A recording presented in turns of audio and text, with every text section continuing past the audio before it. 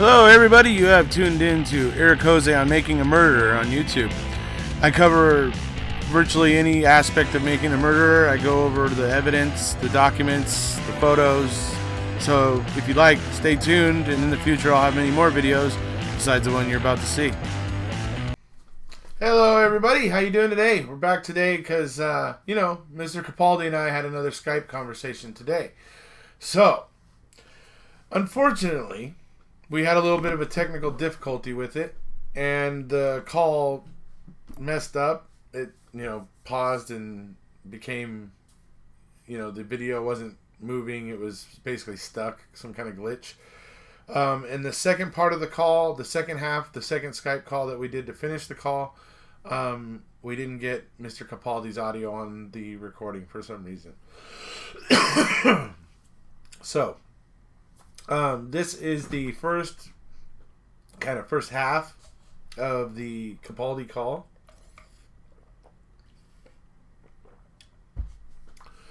And, I'm sorry that we didn't get the second half, but basically, Paul and I will connect again this week sometime. I know I'm really busy. I probably won't get home till very late.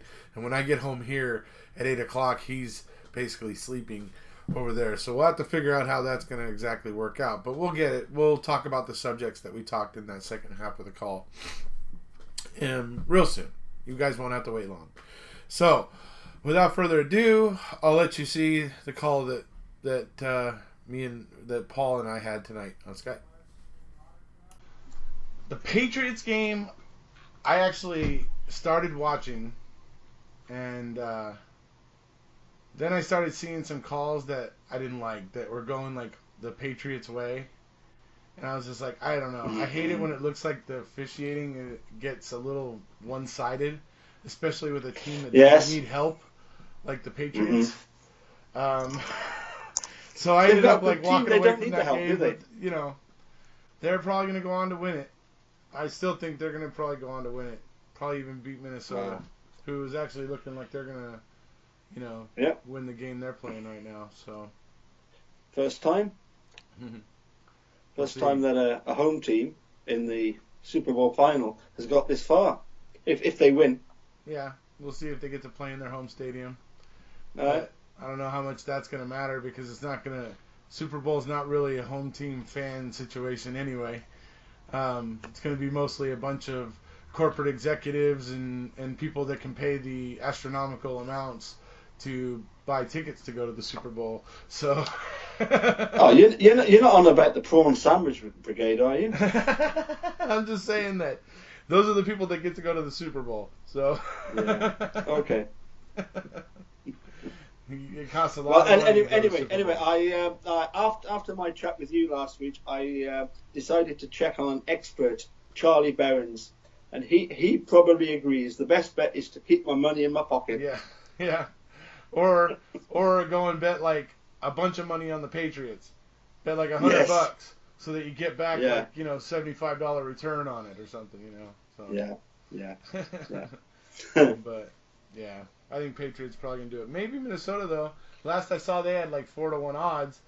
If Minnesota does it, $100 bet gets you 4. I mean, who knows? Possible. Anyway, sad to say, I've not had any reply from Barb. Right. And to be honest, it's probably not to be expected. I don't know about you, but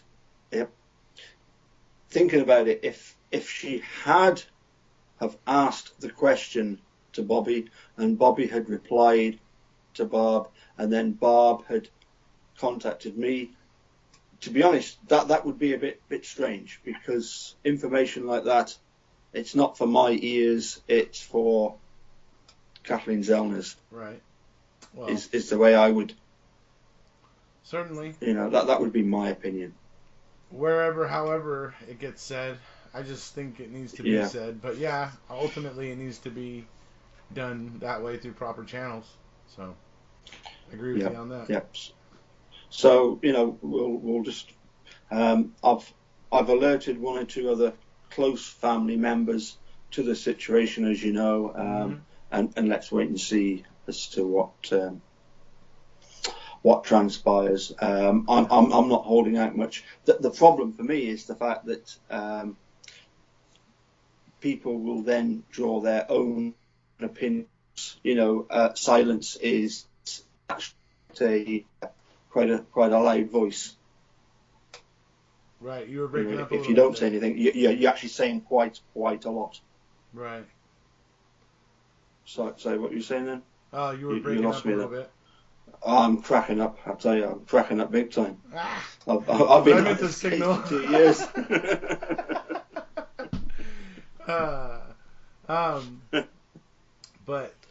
Yeah, I mean, it's unfortunate, but the whole thing is, and I've known this for a long time. I used to actually be in a chat with Barb and Scott, like a messenger chat with them and stuff like that. Yeah. I'll tell you what, Barb gets overwhelmed by all of this stuff really easily. It's I'm just sure extremely she does, overwhelming to her, and that's the one thing I can say with absolute certainty that I know about her. She, maybe because she gets so overwhelmed, doesn't always handle things the best way, maybe, that is the most politically correct, or that saves the most people's feelings. But that's just because before MaM, she wasn't used to all this attention. So I don't know. I give her a little bit of leeway, in the fact that I can see why she would find all the attention that was brought to her by MaM overwhelming. Yeah. I mean, I was going to ask you about a retrospective of the cases, but I suppose if everything had gone well for Brendan, then none of what was on the computer. If Brendan had been released last November, as was planned, right, then there wouldn't be any need for there to be any concern about what was going on. But yeah, well, who knows? Anyway, I mean, who knows if the en banc wouldn't have pulled him back in and put him back in. Yeah. So yeah, it's hard to say. Yeah. I mean, it's gonna get sticky. I mean, ultimately, with as hard as Wisconsin's gonna fight this, as much as they're gonna go ahead and back this BS to the hilt, it's gonna require the Supreme Court. That's the only thing that's gonna end up, deciding it. Yeah. So that's. Really... I mean, I was going to ask you on your thoughts of sort of a retrospective of 2017 and sort of the sort of various landmarks that how has the case sort of developed. At the start of the year, we had the Valentine's Day, the appearance at the en banc to begin with. And I thought that went very well, and that gave a lot of supporters a great cause to be, feel that things had gone well. Yes, Judge Hamilton had dissented, but two of the judges had seemed to be totally on Brendan's side, and that's how it turned out, wasn't it? Yeah. I don't know. Oh, and well, it sounds like you're talking about the original. The original case. Back on Valentine's Day of last year. Yeah, okay, so that was the original circuit panel. Yeah. That's the original circuit panel, yeah. Obviously. And, so we saw Brendan win for a second time in federal court. Yes. And for a second time in federal court, that meant that three out of the four judges at that point in time that had heard Brendan's case had found that his confession was coerced and that he deserved habeas relief. Okay, that's I mean, to me that's a significant thing, because not only just one court that decided it, but now you have a second court of three judges, confirming it or affirming it. So now you've got four judges, 3 out of 4 say Brendan was screwed and this is a travesty and needs to be righted, and then suddenly Brad Schimmel calls for an en banc review, and all of a sudden there's a huge swing back the other way, where all of a sudden all 4 of the other judges at the en banc, or at the Seventh Circuit Court, suddenly come in the opposite way. And it's like, Yeah. it's like, wait, how did we go from 3 to 4 to now, to now 4 to 3, and but it's not actually like that, because if you add in Duffin, it's actually right now 4 to 4. If you think about it, there's 8 federal judges that have weighed in on Brendan's case total. There's the 7 at the en banc, right? And then there's one more, that's William Duffin, who originally granted Brendan his habeas relief. So that's 8 judges. 4 have granted Brendan his habeas relief. 4 have denied it. So you're split with the federal judges that have seen this case. You're evenly split. So is there some controversy on this? Yeah. I think there's a considerable amount of question on it.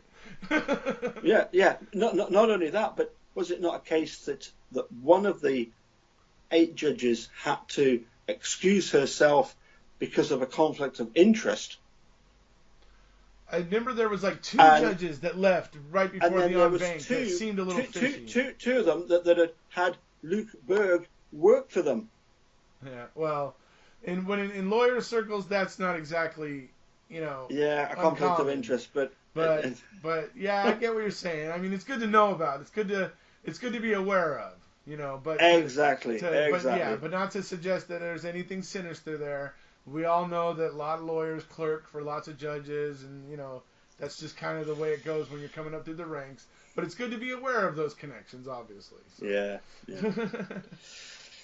Anyway, the next thing was we talked about the fact that around about that same sort of time, we were getting told that Making a Murderer #2 was going to be coming out. Right.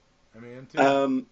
And basically, as I was saying to you earlier, likes to TikTok Manitowoc tweeted the fact that, maybe to a certain extent, we're not too disappointed that it's not out yet, because we're all part of it.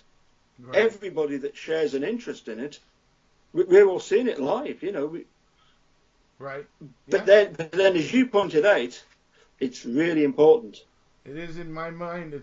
To my mind, it's very important for MaM2 to come out, because, and this is why, like, some of the people on Twitter, some of the guilters on Twitter, one with the initials RD, who was very, very keen to block it.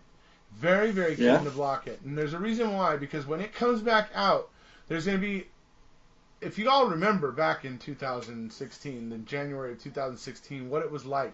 The Facebook groups, we were just flooded. There was people in there conversating. The posts were going over 100 comments every single day.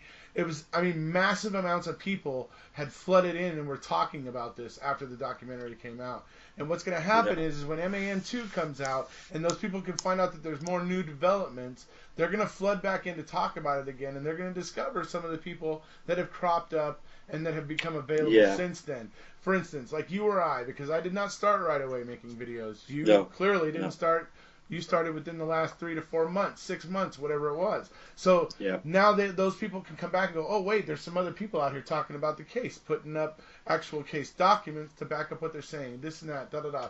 With TikTok Manitowoc on Twitter, another big thing right there is because a lot of people back in the days didn't really like Reddit. They didn't get it. They found it confusing. Yeah. They found it hard to navigate.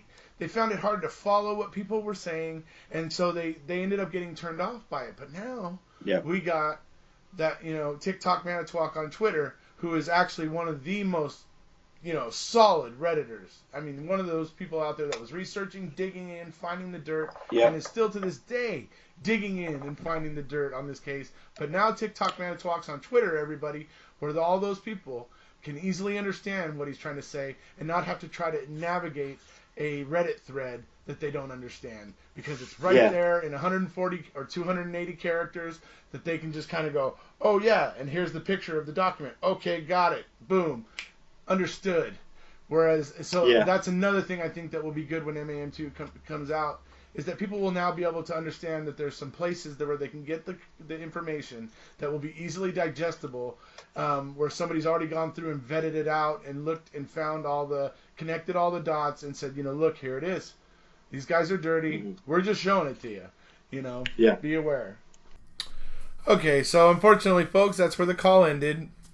We went on to talk about a lot of things about like the initial squad of kind of group of people that initially came out talking about the case and stuff on YouTube and on social media, Twitter, Reddit, various things.